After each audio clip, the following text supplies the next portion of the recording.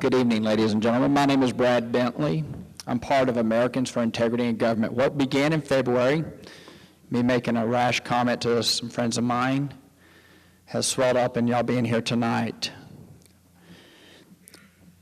We welcome you as Americans for Integrity in Government. We are not terrorists, racists, or radicals.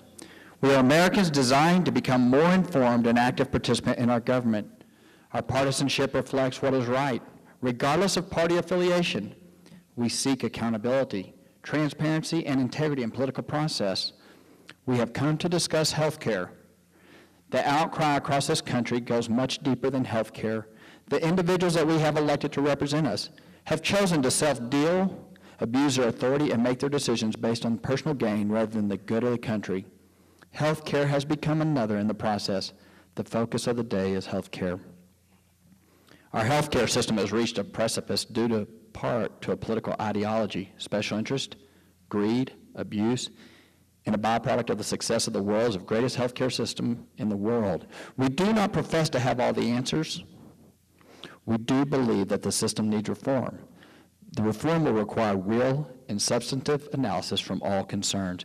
Healthcare cannot be reformed without changing the view of the role of the government in not only healthcare, but all facets of government involvement in private enterprise. Additionally, personal responsibility must once again become the first line of defense in tackling the societal ills of today, rather than the reliance of an inefficient and stressed system. We come here today with hope that you will leave here with a better sense of magnitude of the healthcare issue, and the hope that there are solutions if caution is exercised and serious, non-politicized debate occurs. It is my pleasure to introduce you. We have a distinguished panel here tonight. As I was thinking before I introduced the panel, many of you watch your TV day by day, and you turn it on. We had a Representative Joe Wilson that blurted out, whether you're for decorum or not, many of us sit in front of our TVs day after day, and we well up with frustration, and we want to blurt out. And we want people to listen. We want our representatives, senators and representatives, to listen to the people that put them in office and hold to the sacred Constitution which our forefathers put in place and fought and died for. Without the Constitution and the government that we have, we become lawless. We become civil disobedient. We need to take heed and take caution when we decide to make change as radical as that has come and is coming. Let's exercise caution and inform ourselves, become better informed citizens. I was not a political activist before February. I voted at every election. But something welled up in me to protect the future for my children. I have a 10-year-old and an 8-year-old that are very precious to me. I have a grandfather that fought in Pearl Harbor. I need not stand to side and let that be done in vain, as many of you have seen. May we be united and look for a common ground, not for common ruin. Tonight we have with us Dr. Donald May. He's our moderator. He received his education medical degree from the University of Illinois and has served in faculty assignments at universities in Illinois, California, Louisiana, and Texas, including Texas Tech. He served in the U.S. Air Force and has a recipient of the Air Force Commendation Medal. He is a retina surgeon and has lectured and taught medical economics throughout the U.S. and abroad.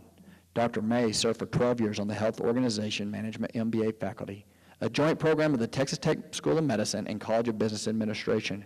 Co-moderator tonight we have Dustin R. Burrows, a Lubbock native and doctoral graduate of Texas Tech Law School. Burrows also holds an MBA from the Ross College of Business. He is currently with a major law firm in Lubbock and is treasurer of the Lubbock County Republican Party. Truly distinguished Dr. John A. Bessler has had a distinguished career in ophthalmology, receiving his education in Wisconsin, Missouri, Cornell University in New York, and at Texas Tech. He is founding dean of the School of Medicine and founding vice president of the Texas Tech Health Sciences University. He was in the U.S. Army and served in World War II, Korea, Vietnam, and in the U.S. Army hospitals. He has served on numerous medical boards and organizations and is notable through his publications and work in the medical field. Dr. Mark Scioli is a Lubbock native and received his medical degree from Texas Tech Health Science Center in 1982 and was awarded the gold-headed cane as the overall outstanding graduate. He specialized in orthopedic surgery and has been recognized by the best doctors in America since 1996 and Texas Super Doctors and Texas Monthly since 2004. He presently serves as a peer reviewer for the Texas State Board of Medicine. Dr. Cieli is an investor in North Star Surgical Center and is a medical advisory board member and stockholder in OrthoHelix Surgical Designs and a consultant for Globus Spine Incorporated. Mr. Brand O'Hare, unfortunately, was not able to be with us. He had a family emergency to the hospital. Please keep him in your prayers. Elizabeth Ashmore and her husband have co-owned an independent insurance agency in Lubbock for 27 years. She specializes in employee benefits and compliance issues and has been involved in the legislative and regulatory process for over 25 years. She spent 10 years in various positions on the National Board of Trustees for the National Association of Health Underwriters, serving as president in 2008 and 2009. Ashmore & Associates was recently named in Forbes magazine as one of the top 10 most dependable agencies in the United States. Dr. Mark Thompson is the Associate Director of MBA Programs in Health Organization Management at Texas Tech University.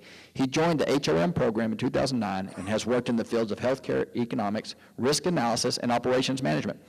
Currently, he serves as the co-editor of International Journal of Information and Operations Management Education and is on the editorial board of 2 other journals. Dr. Thompson has previously held positions as the Cree Walker Chair of Business Administration at Augusta State University, at State Economic Forecaster at the University of Arkansas, Little Rock, and as Assistant Professor at Stephen F. Austin State University. He received his doctoral degree in economics from Texas Tech University in 2003. Representative Carl Lycett was supposed to be with us this evening, but he, along with other great men and women, serve, and he got called up to duty, and he's doing his weekend duty. Thank him for his service. Tonight, we did not charge for this event.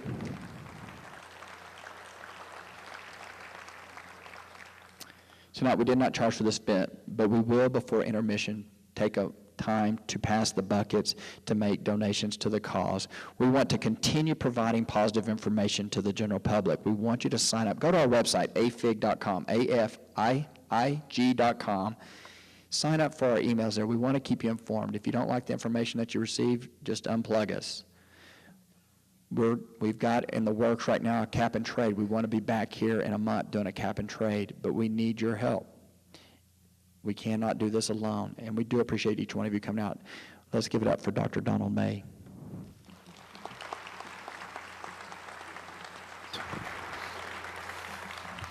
Ladies and gentlemen, good evening. Is everybody excited? All right. Ladies and gentlemen, we're gathered here tonight to seek the answers to a single question. Do we want to be in control of our health care, or do we want politicians and an army of government bureaucrats to make our health care decisions for us? That is the question before us. Health care has become politicized. No matter how we try to spin it, it's a political entity. It's a bipartisan problem. The problems we face tonight were created by both parties. You're going to receive opinions here tonight, conservative and otherwise. We look forward to many questions from the audience tonight, from both our friends on the left and on the right. I had the privilege of sitting in the second row in the balcony of the chamber of the U.S. House on Wednesday night when our president addressed the joint session and addressed We the People.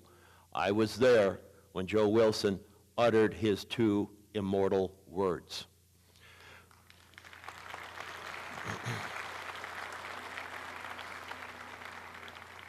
Now is the time we need people to rise up and to stand up for what our country was founded on, for the foundations of our country, of our Constitution, and our faith in God and each other.